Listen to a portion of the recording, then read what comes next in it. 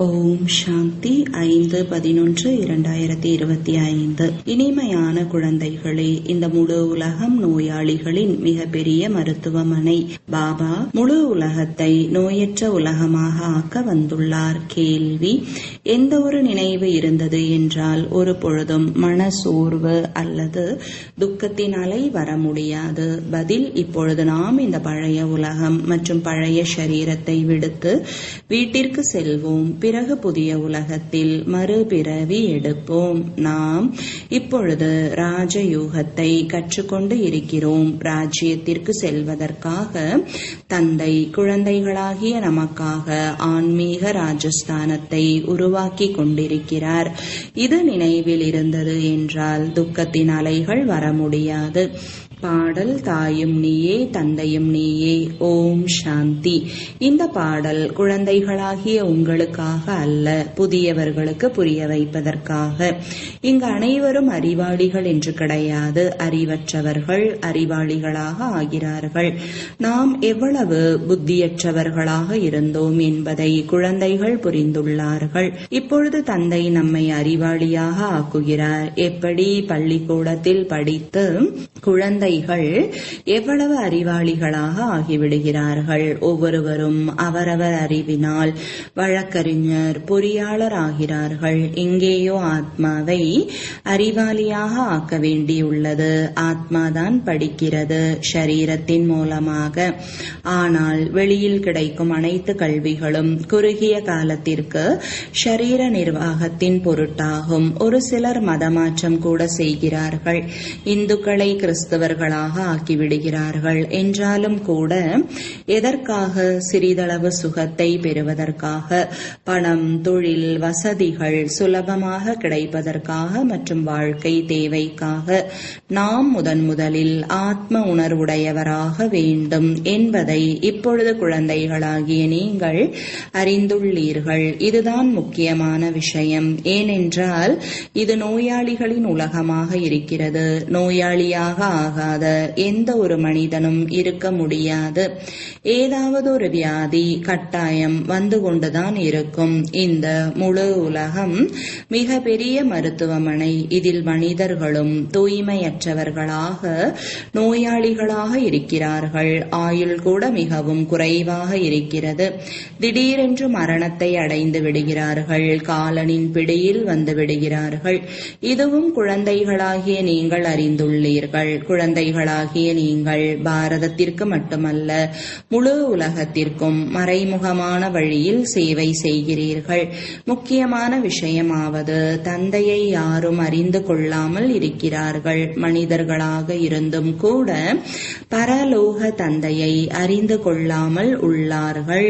அவரிடம் அன்பு கொள்ளாமல் இருக்கிறார்கள். இப்பொழுது என்னிடம் அன்பு கொள்ளுங்கள் என்று தந்தை கூறுகிறார். என்னிடம் அன்பு வைத்து நீங்கள் என்னுடனேயே திரும்பிச் செல்ல வேண்டும். திரும்பிச் செல்லாத வரை இந்த மோசமான உலகத்தில் இருக்க வேண்டி உள்ளது. உடல் உணர்விலிருந்து ஆத்ம உணர்வுடையவராக ஆகாத வரைக்கும் எதற்கும் பயனில்லை. தேக அபிமானியாக அனைவரும் இருக்கிறார்கள். நாம் ஆத்ம அபிமானியாக ஆகவில்லை, தந்தையை நினைவு செய்யவில்லை என்றால் முதலில் எப்படி இருந்தோமோ அப்படியே இருப்போம் என்பதை நீங்கள் புரிந்திருக்கிறீர்கள். முக்கியமான விஷயம் ஆத்ம உணர்வுடையவராக ஆவதற்காகவே ஒழிய படைப்பை அறிந்து கொள்வது பற்றி அல்ல. படைப்பவர் மற்றும் படைப்பை பற்றிய ஞானம் என்று பாடப்படுகிறது. அப்படி இல்லாமல் முதலில் படைப்பு, பிறகு படைப்பவரை பற்றிய ஞானம் என்று கூற மாட்டார்கள். முதலில் படைக்கக்கூடியவர் அவரே தந்தை, இறை தந்தையே என்று கூறப்படுகிறது. அவர் குழந்தைகளாகிய உங்களை தனக்கு சமமாக ஆக்குகிறார். தந்தை எப்பொழுதும் ஆத்ம உணர்வுடையவராக இருக்கிறார். எனவே அவர் பரம தந்தை. நான் ஆத்ம அபிமானி ஆவேன் என்று தந்தை கூறுகிறார். யாருக்குள் பிரவேசம் செய்துள்ளேனோ அவரையும் ஆத்ம உணர்வுடையவராக ஆக்குகிறேன். அவரை மாற்றுவதற்காக அவருக்குள் பிரவேசம் செய்கிறேன். ஏனென்றால் இவரும் வெறும் தேக உணர்வுடையவராக இருந்தார். தன்னை ஆத்மா என்று உணர்ந்து சரியான முறையில் நினைவு செய்யுங்கள் என்று இவருக்கும் கூறுகிறேன். ஆத்மா தனியானது, உடல் தனியானது என்று புரிந்திருக்கும் மனிதர்கள் அநேகர் இருக்கிறார்கள். ஆத்மா உடலிலிருந்து வெளியேறி விடும் பொழுது இரண்டாக ஆகிவிடுகிறது. நீங்கள் ஆத்மா ஆவீர்கள் என்று தந்தை புரிய வைக்கிறார். ஆத்மாதான் மறுபிறவி எடுக்கிறது. ஆத்மாதான் ஷரீரம் எடுத்து பாகத்தை நடிக்கிறது. தன்னை ஆத்மா என்று உணருங்கள் என்று பாபா பலமுறை புரிய வைக்கிறார். இதில் மிகுந்த உழைப்பு தேவை. எப்படி மாணவர்கள் படிப்பதற்காக தனிமையில் தோட்டம் ஆகிய இடங்களுக்கு சென்று படிக்கிறார்கள், பாதிரிமார்கள் உலாவ செல்கிறார்கள் என்றால் முற்றிலும் அமைதியாக இருப்பார்கள். ஆனால் அவர்கள் ஆத்ம உணர்வில் இருப்பது இல்லை, கிறிஸ்துவின் நினைவில் இருப்பார்கள். வீட்டில் இருந்தபடியே கூட நினைவு செய்ய முடியும். ஆனால் குறிப்பாக கிறிஸ்துவை நினைவு செய்வதற்காக தனிமையில் செல்கிறார்கள். வேறு எந்த பக்கமும் பார்ப்பது இல்லை. யார் மிக நல்லவர்களாக இருப்பார்களோ அவர்கள் நாங்கள் கிறிஸ்துவை நினைவு செய்து அவரிடம் சென்று விடுவோம் என்று நினைக்கிறார்கள். கிறிஸ்து சொர்க்கத்தில் அமர்ந்துள்ளார், நாங்கள் கூட சொர்க்கத்திற்கு சென்று விடுவோம் என்று நினைக்கிறார்கள். நாங்களும் நினைவு செய்து செய்து அவரிடம் சென்று விடுவோம். அனைத்து கிறிஸ்தவர்களும் அந்த ஒருவரின் குழந்தைகள். அவர்களிடம் சிறிதளவு ஞானம் சரியாக உள்ளது. ஆனால் இவ்வாறு அவர்கள் புரிந்திருப்பது கூட தவறு. ஏனென்றால் கிறிஸ்துவின் ஆத்மா மேலே போகவே இல்லை. கிறிஸ்து என்ற பெயர் ஷரீரத்தினுடையது. அவரை சிலுவையில் அறைந்தார்கள். ஆத்மாவோ சிலுவையில் அறையப்படுவது இல்லை. இப்பொழுது கிறிஸ்து ஆத்மா இறை தந்தையிடம் சென்றுவிட்டது என்று கூறுவது கூட தவறு. யாராவது எப்படி திரும்பி செல்வார்கள்? ஒவ்வொருவருக்கும் ஸ்தாபனை, பிறகு பாலனை அவசியம் தேவை. ஒரு கட்டிடத்திற்கு கூட வெள்ளை அடிக்கிறார்கள். இது கூட பாலனை அல்லவா? இப்பொழுது எல்லையற்ற தந்தையை நீங்கள் நினைவு செய்யுங்கள். இந்த ஞானத்தை எல்லையற்ற தந்தையை தவிர வேறு யாரும் கொடுக்க முடியாது. தனக்கே நன்மை செய்ய வேண்டும். நோயாளியிலிருந்து நோயற்றவராக வேண்டும். இது நோயாளிகளின் பெரிய ஆஸ்பத்திரி ஆகும். முழு உலகம் நோயாளிகளின் மருத்துவமனை. நோயாளிகள் அவசியம் இறந்து போய் விடுவார்கள். தந்தை முழு உலகத்தை நோயற்றதாக ஆக்குகிறார். அப்படியின்றி இங்கேயே நோயற்றவராக ஆகிவிடுவீர்கள் என்பது அல்ல. நோயற்றவர்கள் புதிய உலகத்தில் என்று தந்தை கூறுகிறார். பழைய உலகத்தில் நோயற்றவர்களாக இருக்க முடியாது. இந்த லக்ஷ்மி நாராயணர் நோயற்றவர்களாக ஆரோக்கியமாக எப்பொழுதும் இருக்கிறார்கள். அங்கு நீண்ட ஆயுள் இருக்கும். நோயாளிகள் விகாரியாக இருப்பார்கள். நிர்விகாரிகள் நோயாளிகளாக இருக்க மாட்டார்கள். அவர்கள் முழுமையான தூய்மையாக இருப்பார்கள். இந்த சமயம் முழு உலகமும் குறிப்பாக பாரதம் நோயாளியாக உள்ளது என்று தந்தை அவரே கூறுகிறார். குழந்தைகளாகிய நீங்கள் முதலில் நோயற்ற உலகத்தில் வருகிறீர்கள். நோயற்றவராக நினைவு யாத்திரை மூலமாக ஆகிறோம். நினைவின் மூலமாக நீங்கள் உங்களது இனிமையான இல்லத்திற்கு சென்று விடுவீர்கள். இதுவும் யாத்திரை. தந்தை பரமாத்மாவிடம் செல்வதற்கான ஆத்மாவின் யாத்திரை. இது ஆன்மீக யாத்திரை. இந்த வார்த்தையை யாரும் புரிந்து கொள்ள முடியாது. நீங்கள் கூட வரிசைப்படியாக புரிந்து கொண்டுள்ளீர்கள். ஆனால் மறந்து விடுகிறீர்கள். முக்கியமான விஷயமே இதுதான். புரிய வைப்பது மிக சுலபம். ஆனால் யார் தாங்கள் ஆன்மீக யாத்திரையில் இருக்கிறார்களோ அவர்கள்தான் புரிய வைக்க முடியும். யாத்திரையில் இல்லை என்றால் மற்றவர்களுக்கு கூறுகிறார்கள் என்றால் உள்ளத்தில் அம்பு போல தைக்காது. சத்தியம் என்ற கூர்மை தேவை. நாம் பாபாவை அந்த அளவு நினைவு செய்கிறோம், அவ்வளவுதான். மனைவி கணவனை எவ்வளவு நினைவு செய்கிறார்? இவரோ கணவர்களுக்கெல்லாம் கணவன், தந்தைகளுக்கெல்லாம் தந்தை, குருக்களுக்கெல்லாம் குரு. குருமார்கள் கூட அந்த தந்தையை தான் நினைவு செய்கிறார்கள். கிறிஸ்து கூட தந்தையை தான் நினைவு செய்து கொண்டிருந்தார். ஆனால் ஆனால் அவரை யாரும் அறியாமல் இருக்கிறார்கள். தந்தை வரும்பொழுதுதான் வந்து தனது அறிமுகத்தை அளிக்கிறார். பாரதவாசிகளுக்கே தந்தையை பற்றிய அறிமுகம் இல்லை என்றால் மற்றவர்களுக்கு எங்கிருந்து கிடைக்க முடியும்? வெளிநாடுகளிலிருந்து கூட யோகத்தை கற்றுக்கொள்வதற்காக இங்கே வருகிறார்கள். பழமையான யோகத்தை இறைவன் கற்பித்தார் என்று நினைக்கிறார்கள். இது பாவனை. உண்மையிலும் உண்மையான யோகத்தை நான் தான் கல்பமாக ஒரே ஒரு முறை வந்து கற்பிக்கிறேன் என்று தந்தை புரிய வைக்கிறார். முக்கியமான விஷயம், தன்னை ஆத்மா என்று உணர்ந்து தந்தையை நினைவு செய்யுங்கள். இதற்குதான் ஆன்மீக யோகம் என்று கூறப்படுகிறது.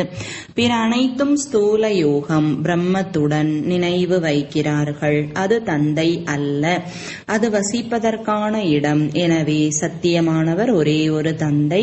ஒரு தந்தையை தான் சத்தியம் என்று கூறப்படுகிறது. தந்தை எப்படி சத்தியமானவர் என்பது கூட பாரதவாசிகளுக்கு தெரியாது. அவர் உண்மையான கண்டத்தை உருவாக்குகிறார். உண்மையான கண்டம் மற்றும் பொய்யான கண்டம். நீங்கள் உண்மையான கண்டத்தில் இருக்கும் பொழுது அங்கு ராவண ராஜ்யம் இருக்காது. அரை கல்பத்திற்கு பின்னால் ராவண ராஜ்யம், பொய்யான கண்டம் ஆரம்பமாகிறது. உண்மையான கண்டம் என்று முழுமையான சத்தியுகத்தை தான் கூறுவார்கள். பிறகு முழுமையான கலியுக கடைசி வரையும் பொய்யான கண்டம். இப்பொழுது நீங்கள் சங்கமத்தில் அமர்ந்துள்ளீர்கள். இங்கும் இல்லை அங்கும் இல்லை. நீங்கள் யாத்திரையில் சென்று கொண்டிருக்கிறீர்கள். ஆத்மா பிரயாணம் செய்து கொண்டிருக்கிறது, ஷரீரம் அல்ல. தந்தை யாத்திரை செய்ய கற்பிக்கிறார்.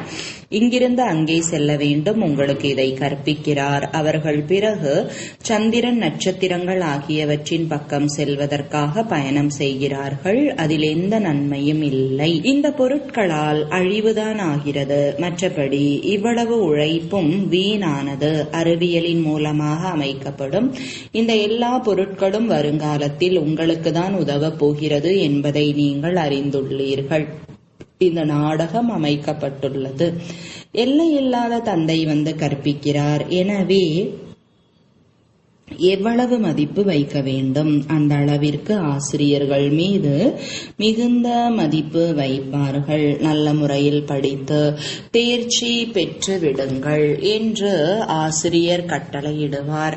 கட்டளைப்படி நடக்கவில்லை என்றால் தோல்வி அடைந்து விடுவீர்கள். உலகத்திற்கு அதிபதியாக ஆக்குவதற்கு உங்களுக்கு கற்பிக்கிறார் என்று தந்தையும் கூறுகிறார். இந்த லக்ஷ்மி நாராயணர் அதிபதி ஆவார்கள். பிரஜைகள் கூட அதிபதிதான். ஆனால் பதவிகளோ அதிகமாக இருக்கிறது அல்லவா? பாரதவாசிகள் கூட அனைவரும் நாங்கள் எஜமானர் ஆவோம் என்று கூறுகிறார்கள். ஏழைகள் கூட தங்களை பாரதத்தின் அதிபதி என்று நினைப்பார்கள். ஆனால் ராஜா மற்றும் அவர்களுக்கு இடையே எவ்வளவு வித்தியாசம் உள்ளது! ஞானத்தினால் பதவியில் வித்தியாசம் ஏற்பட்டு விடுகிறது. ஞானத்தில் கூட புத்திசாலித்தனம் தேவை. தூய்மை மிக அவசியமானது. பிறகு ஆரோக்கியம், செல்வம். சொர்க்கத்தில் அனைத்தும் இருக்கும் அல்லவா? தந்தை லட்சியம் மற்றும் நோக்கத்தை புரிய வைக்கிறார். உலகத்தில் வேறு யாருடைய புத்தியிலும் இந்த லட்சியம், நோக்கம் இருக்காது. நாங்கள் இவ்வாறு ஆகிறோம் என்று நீங்கள் சட்டென்று கூறுவீர்கள். முழு உலகத்தில் நமது ராஜ்யம் இருக்கும். இதுவோ குடியரசு ராஜ்யம். முதலில் இரட்டை கிரீடம் அணிந்தவர்களாக இருந்தார்கள். பிறகு ஒற்றை கிரீடம். இப்பொழுது கிரீடமே இல்லை. பாபா முரளியில் கூறியிருந்தார், இந்த படம் கூட இருக்க வேண்டும். இரட்டை கிரீடம் அணிந்த ராஜாக்களுக்கு முன்னால் ஒற்றை கிரீடம் அணிந்தவர்கள் தலை வணங்குகிறார்கள். நான் உங்களை ராஜாக்களுக்கெல்லாம் ராஜாவாக, இரட்டை கிரீடம் அணிந்தவர்களாக ஆக்குகிறேன் என்று இப்பொழுது தந்தை கூறுகிறார். அது குறுகிய காலத்திற்கானது. இது 21 பிறவிகளின் விஷயம். தூய்மையாவதுதான் முக்கியமான விஷயம். வந்து தூய்மையற்ற நிலையிலிருந்து தூய்மையாக ஆக்குங்கள் என்று அழைக்கிறார்கள். அப்படியின்றி ராஜாவாக ஆக்குங்கள் என்று கூறுவது இல்லை. இப்பொழுது குழந்தைகளாகிய உங்களுடையது எல்லை இல்லாத துறவரம். இந்த உலகத்திலிருந்தே நாம் நமது வீட்டிற்கு சென்று விடுவோம். பிறகு சொர்க்கத்தில் வருவோம். நாம் வீட்டிற்கு செல்வோம், பிறகு ராஜ்யத்தில் வருவோம் என்று புரிந்திருக்கும் பொழுது உள்ளுக்குள் மகிழ்ச்சி இருக்க வேண்டும். பிறகு மனசோர்வு, துக்கம் போன்ற இவை அனைத்தும் ஏன் ஆக வேண்டும்? ஆத்மாவாகிய நான் வீட்டிற்கு செல்வேன், பிறகு மறுபிறவி புதிய உலகத்தில் எடுப்பேன். குழந்தைகளுக்கு ஏன் நிலையான மகிழ்ச்சி இருப்பது இல்லை? மாயையின் எதிர்ப்பு அதிகமாக உள்ளது. எனவே மகிழ்ச்சி குறைந்து போய்விடுகிறது. சுயம் பதீத பாவனர் கூறுகிறார், என்னை நினைவு செய்தீர்கள் என்றால் உங்களுடைய பல ஜென்மங்களுக்கான பாவங்கள் சாம்பலாகிவிடும். நீங்கள் சுயதரிசன சக்கரத்தை சுற்றுபவர் ஆகிறீர்கள். நாம் மீண்டும் நம்முடைய ராஜ்யத்திற்கு செல்வோம். இங்கு பல ராஜாக்கள் இருந்திருக்கிறார்கள். இப்பொழுது மீண்டும் ஆன்மீக ராஜ்யம் உருவாக வேண்டியுள்ளது. சொர்க்கத்தின் அதிபதி ஆகிவிடுவீர்கள். கிறிஸ்தவர்கள் சொர்க்கத்தின் பொருளை புரியாமல் உள்ளார்கள். அவர்கள் முக்தி தாமத்தை சொர்க்கம் என்று கூறுகிறார்கள். ஹெவன்லி காட்ஃபாதர் சொர்க்கத்தில் இருக்கிறார் என்று கிடையாது. அவர் சாந்தி தாமத்தில் உள்ளார். இப்பொழுது நீங்கள் ஸ்வர்க்கத்திற்கு செல்வதற்காக முயற்சி செய்கிறீர்கள். இந்த வித்தியாசத்தை கூற வேண்டும். இறை தந்தை முக்தி தாமத்தில் இருப்பவர். சொர்க்கம் என்று புதிய உலகத்திற்கு கூறப்படுகிறது. அங்கே கிறிஸ்தவர்கள் இருக்க மாட்டார்கள். தந்தைதான் வந்து சொர்க்கத்தை உருவாக்குகிறார். நீங்கள் எதை சாந்தி தாமம் என்று கூறுகிறீர்களோ அதை அவர்கள் சொர்க்கம் என்று நினைக்கிறார்கள். இவை அனைத்தும் புரிந்து கொள்ள வேண்டிய விஷயம். ஞானம் மிக சுலபமானது. இது தூய்மையாக ஆவதற்கான ஞானம். முக்தி ஜீவன் முக்திக்கு செல்வதற்கான ஞானம். இதை தந்தைதான் கொடுக்கிறார். ஒருவரை தூக்கிலிடும் பொழுது உள்ளுக்குள் நான் கடவுளிடம் செல்கிறேன் என்ற உணர்வே இருக்கும். தூக்கு தண்டனை கொடுப்பவரும் கடவுளை நினைவு செய்யுங்கள் என்பார்கள். கடவுள் பற்றி இருவருக்கும் தெரியாது. அவருக்கோ அந்த நேரத்தில் நண்பர்கள் உறவினர்கள் ஆகியோர் நினைவிற்கு வருவார்கள். கடைசி நேரத்தில் மனைவியை நினைத்தார் என்ற பாடலும் உள்ளது. யாராவது ஒருவரின் நினைவு அவசியம் இருக்கும். சத்தியுகத்தில்தான் மோகத்தை வென்றவர்களாக இருப்பார்கள். அங்கு ஒரு உடலை விட்டு மற்றொன்றை எடுப்போம் என்பதை அறிந்திருப்பார்கள். அங்கு நினைவு செய்ய வேண்டிய அவசியம் இருக்காது. எனவே துக்கத்தில் அனைவரும் நினைவு செய்வார்கள் என்று கூறுகிறார்கள். இங்கு துக்கம் இருக்கிறது. எனவே பகவானிடமிருந்து ஏதாவது கிடைக்க வேண்டும் என்று நினைவு செய்கிறார்கள். அங்கு அனைத்துமே கிடைத்ததாகவே இருக்கும். நமது உத்தேசமாவது மனிதனை ஆஸ்திகனாக ஆக்குவது, தலைவனுடையவராக ஆக்குவது என்பதை நீங்கள் கூறலாம். இப்பொழுது அனைவரும் அனாதைகளாக இருக்கிறார்கள். நாங்கள் தலைவனுக்கு சொந்தமானவராக ஆகிறோம். சுகம், அமைதி, செல்வத்தின் ஆஸ்தி அளிப்பவர் தந்தை. இந்த லட்சுமி நாராயணருக்கு எவ்வளவு நீண்ட ஆயுள் இருந்தது. முதலில் பாரதவாசிகளின் ஆயுள் மிக நீண்டதாக இருந்தது என்பதை அறிந்துள்ளீர்கள். இப்பொழுது குறுகியதாக ஆகியுள்ளது. ஏன் குறுகியதாக ஆகியது என்பது யாருக்கும் தெரியாது. உங்களை பொறுத்தவரை புரிந்து கொள்வது, புரிய வைப்பது மிக சுலபமாக ஆகிவிட்டுள்ளது. அது கூட வரிசைப்படியாக இருக்கிறது. ஒவ்வொருவரும் அவரவருக்கு ஏற்றபடி புரிய வைக்கிறார்கள். யார் எப்படி தாரணை செய்கிறார்களோ அவ்வாறே புரிய வைக்கிறார்கள். நல்லது. இனிமையிலும் இனிமையான காணாமல் போய் வெகு காலம் கழித்து கண்டெடுக்கப்பட்ட குழந்தைகளுக்கு தாயும் தந்தையுமான பாப்தாதாவின் அன்பு நினைவுகள் மற்றும் காலை வணக்கங்கள். ஆன்மீக குழந்தைகளுக்கு ஆன்மீக தந்தையின் வணக்கங்கள். ஆன்மீக தந்தைக்கு ஆன்மீக குழந்தைகளின் அன்பு நினைவுகளும் வணக்கங்களும். தாரணைக்கான முக்கிய சாரம். முதலாவது, எப்படி தந்தை எப்பொழுதும் ஆத்ம அபிமானியாக இருக்கிறாரோ அவ்வாறே ஆத்ம அபிமானியாக இருப்பதற்கான முழு முயற்சி செய்ய வேண்டும். ஒரு தந்தையை மனதார அன்பு செய்தபடியே தந்தையுடன் கூட வீடு செல்ல வேண்டும். இரண்டாவது, எல்லையில்லாத தந்தை மீது முழுமையாக மதிப்பு வைக்க வேண்டும். அதாவது தந்தையின் கட்டளைப்படி நடக்க வேண்டும். தந்தையின் முதலாவது கட்டளை, குழந்தைகளே நல்ல முறையில் படித்து தேர்ச்சி அடைந்து விடுங்கள் என்பது. இந்த கட்டளையை ஏற்று நடக்க வேண்டும். வரதானம், சக்திசாலி சேவை மூலம் பலம் இல்லாதவர்களுக்குள் பலத்தை நிரப்பக்கூடிய உண்மையான சேவாதாரி ஆகுக. விளக்கம், உண்மையான சேவாதாரியின் உண்மையான விசேஷ தன்மை பலமற்றவர்களுக்குள் பலத்தை நிரப்புவது. சேவை அனைவரும் செய்கிறார்கள், ஆனால் வெற்றியில் வித்தியாசம் காணப்படுவது. அதற்கான காரணம் சேவையின் சாதனங்களில் சக்தி குறைவாக இருப்பது.